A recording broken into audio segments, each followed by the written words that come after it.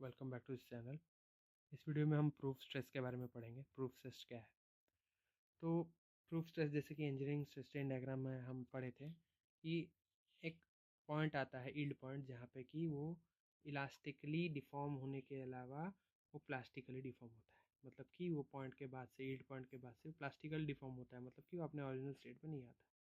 Elastic reason में अंदर में जब भी उसको इलोंगेट करे तो अपने ओरिजिनल स्टेट में आ जाएगा, लेकिन after which it will not regain its original position, which is also known as plastic region. तो इस वीडियो में हम डिस्कस करेंगे प्रूफ स्ट्रेस क्या है। तो during tensile test some ductile material like aluminium, steel, copper and magnesium, the yield point can not be clearly defined. मतलब कि यहाँ पे जो यील्ड पॉइंट है कोई कोई डक्टाइल मटेरियल में क्लियरली डिफाइन नहीं हो पाता है कि उसका यील्ड पॉइंट क्या है। तो वो can not be defined, so it is not possible to obtain the elastic limit. Elastic limit obtain करना पॉसिबल नहीं होता। So in this case proof stress, एक प्रूफ स्ट्रेस को हम स्पेसिफाइड स्ट्रेन में कैलकुलेट करते हैं। A proof stress at a specified strain is calculated.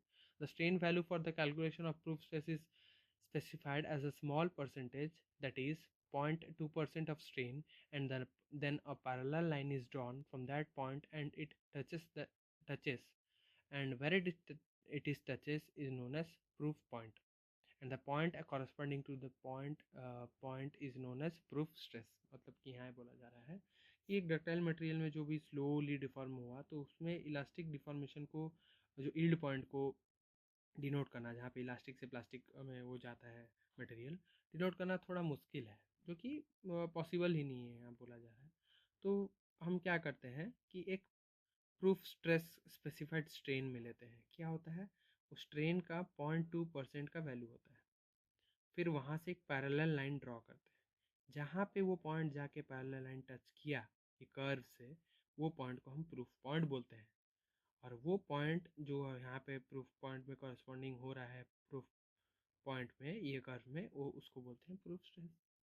Simple सा है, पॉइंट टू स्ट्रेन में एक पैरेलल लाइन ड्रॉ करेंगे, जहाँ भी वो टच करेगा वो मतलब ये डिनोट करेगा कि ये डक्टाइल मटेरियल का ये एक्चुअली में यील्ड पॉइंट है, जहाँ पे वो इलास्टिक से प्लास्टिक स्टेट में जाएगा।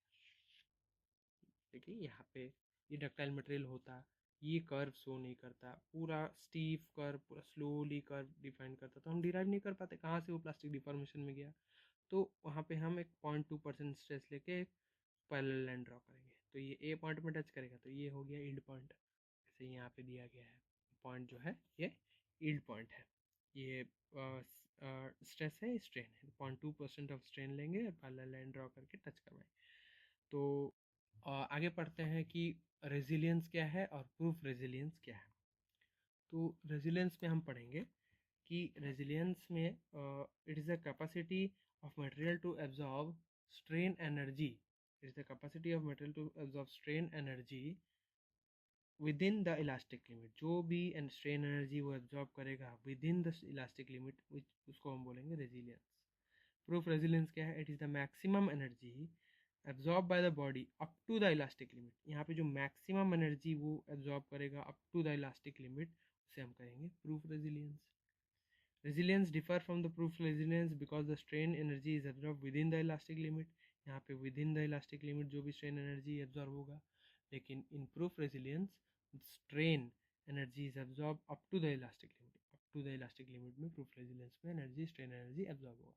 यही दोनों में difference है। और यही था इस वीडियो का सारा चीज़, जिसमें हम प्रूफ स्ट्रेस के बारे में डिस्कस किए, प्रूफ स्ट्रेस क्या है, और रेजिलियंस और प्रूफ रेजिलियंस के डिफरेंस के बारे में डिस्कस किया। तो इस वीडियो में इतना ही। Thank you very much.